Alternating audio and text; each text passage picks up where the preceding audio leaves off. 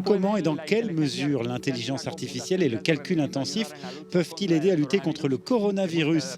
C'est la piste explorée par des scientifiques européens qui combinent algorithmes, biochimie et criblage moléculaire. Leur projet de recherche vise à identifier de nouvelles molécules qui pourraient servir dans des médicaments contre le Covid-19.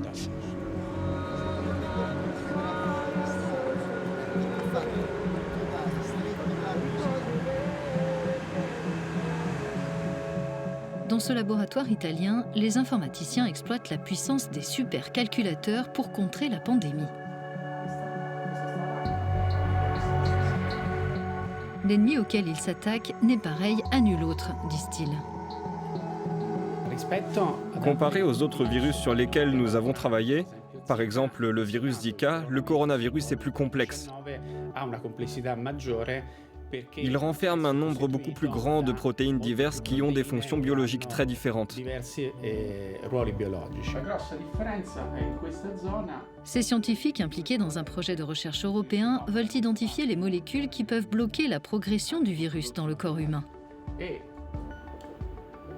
Pour faire le tri dans leur immense bibliothèque de quelques 500 milliards de molécules et déterminer les plus prometteuses, ils exploitent des superordinateurs capables d'en traiter jusqu'à 3 millions par seconde. Les ordinateurs sont essentiels parce qu'ils peuvent travailler en même temps sur les 25 protéines du virus qui sont impliquées dans les différents mécanismes en lien avec l'infection, la réplication et le blocage de la réponse immunitaire. Ils font tout cela de manière simultanée. Cette quête de molécules efficaces contre le Covid-19 s'appuie aussi sur les supercalculateurs pour générer et analyser des modèles et structures de protéines 3D expérimentales s'inspirant des pathogènes pandémiques. Nous sommes en mesure d'identifier des molécules qui pourraient être utiles pour contrer le coronavirus, soit en les cherchant parmi celles qui existent déjà et en utilisant le processus de repurposing ou réutilisation, comme on l'appelle, soit en nous servant de nouvelles bibliothèques de molécules, mais en appliquant les modèles que nous avons déjà optimisés.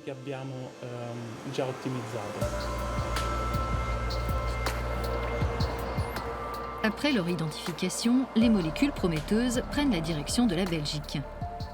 Cette autre équipe introduit dans des cellules le virus SARS-CoV-2, puis les molécules candidates, et étudie la réaction des cellules infectées.